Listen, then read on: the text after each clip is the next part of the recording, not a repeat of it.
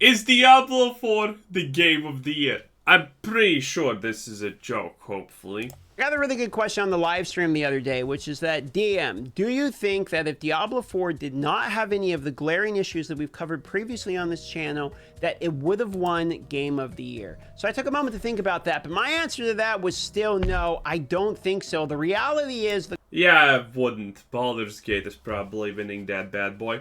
But man, what do you think? What do you mean glaring issues? Diablo 4 as a game is just full of glaring issues.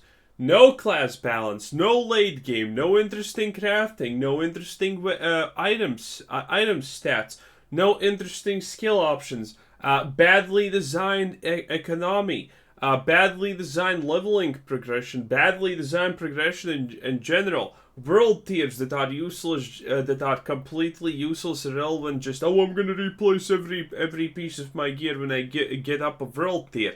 Man, there's so much about Diablo 4 that just doesn't make sense. That's bad. There's a lot. Still gonna play it next season though, obviously. The base game is there, as many have said already many times before. But what they have done with it is just not good. The competition for Game of the Year this year is absolutely insane. There is a quantity and there is a quality level to the games that are out, and in a variety of genres. Nah, it has to be Baldur's Gate. Zelda has fanboys, but Baldur's Gate is the real deal.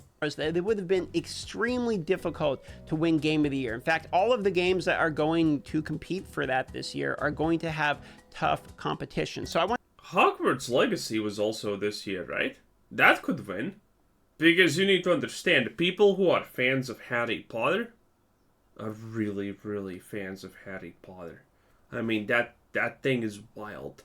To talk about what my personal Game of the Year is that I played, enjoyed the most out of all of the games, and then I want to also discuss who do I think Game of the Year is actually going to go to. But before we get into that, let's talk about my favorite product of the year. Okay, let's take a look-see here. What is that? Okay. I don't know what that is. Impression, extremely lightweight. Clickers feel good. Buttons feel good. That's what it looks like right now. This is the ROG Ally. It is a full Windows 11 PC with a 120Hz screen that is absolutely perfect for playing Diablo 4 on. You can use Steam's big picture mode to play all of your favorite games. For instance, I love Street Fighter 6. Yeah, he screwed up the volume on that one. In any case, it's a handheld thingamabloop. Yeah, that's very interesting. Use his code if he has a code. Yeah, check link in the description for more information. You know the deal. I don't know. I don't use these. I don't even own the PlayStation or Xbox. But then again, so, you know, what do I know, honestly, about this stuff? Maybe it's super cool. Now let's talk about my personal favorite game of the year. This isn't going to be the one that I think is actually going to... My phone's currently 12 years old. It has survived more falls than a drunken Irishman. Which is kind of crazy. Win the award, that's the one we're going to talk about next, but we're going to talk about the one that, for me, I had the most fun playing. Now, if you've been watching the live streams recently, you might think it's Mortal Kombat, as I've been spending quite a bit of time playing Mortal Kombat because I actually just really like that game. Really? Oh my god! Okay. I would have to use my fatal blow too, you know, honestly, and I would get blocked and I'd be right back to the fucking combo, son. Holy moly, what happened to DM overnight? DM went and got good. What happened, chat? Even though there's some complaints in the community around the game, I actually find the game very enjoyable, but I am a casual fighting game enjoyer. I mean, it's a Mortal Kombat game. They're releasing that thing as much as like Madden or FIFA or whatever those sports games where they don't change anything. What? It's true. It's true and you know it. Mortal Kombat gets released every single year. There's barely any upgrade to it. The only thing that they do is add the new selectable character that they removed 3 games ago. Essentially, just re-adding things. so I am not good enough to know this even if there was some problems. But it's not Mortal Kombat 1, actually. It's a different game. And if you've been watching the YouTube channel, you might think it's Starfield, because I've been talking about that game for a while and then made several videos on that game. I haven't seen his videos on Starfield, though, but that seems unplausible. Take a photo of our Spider-Man kiss. You might even buy like the Constellation Edition with the watch and all this. And this is a really cool collector's piece, though. Like the box is basically the best bit of it. Yeah, Ro. Dude, I should probably sell, collector's piece things. Because the reality is, you're paying Bethesda $300 per, useless starport or whatever, or, things like that. The reality is, they get that shit from China for pennies. They very much get that shit from China for pennies. This is a generic box they get in China, and they just add the Constellation logo and call it a day.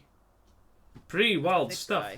I was pretty into Starfield, but if you've watched my reviews, you would see I was slightly disappointed and only ended up giving Starfield like a 7.5 out of 10 ranking. So it's actually a 3 out of neither 10. of these games. It is another game that I streamed for a little while called Remnant 2. Now, if you're not familiar with Remnant 2, I highly recommend it. It has seamless co-op if you like to play with a buddy. It has a roguelike type of experience where you effectively are getting maps that are generated that have hard bosses at the end. It actually does have a story to it. Your campaign experience is not going to be exactly like any other person. It has classes you can pick from. The gunplay is really good in the gameplay. I heard about this game, but I never actually checked it out. Wow.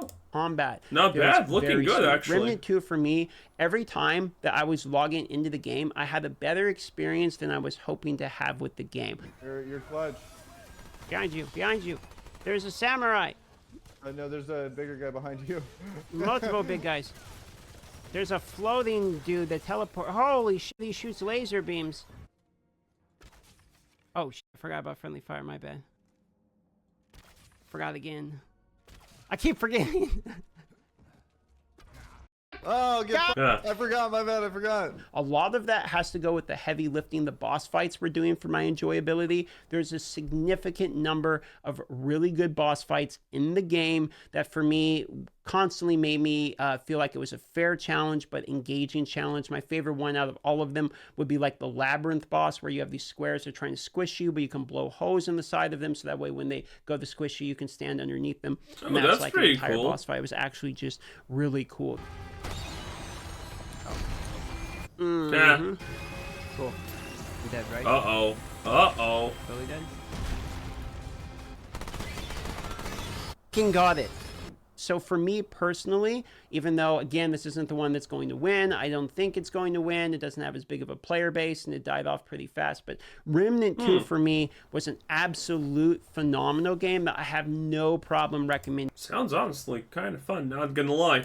People give a chance. Now let's talk about what game is going to win it. There are going to be 4 games, in my opinion, that are at least going to be nominated, potentially more. We have the defending champions with From Software that won last year, which with their game Elden Ring is going to have... Well, yeah, Elden Ring won last year, sure.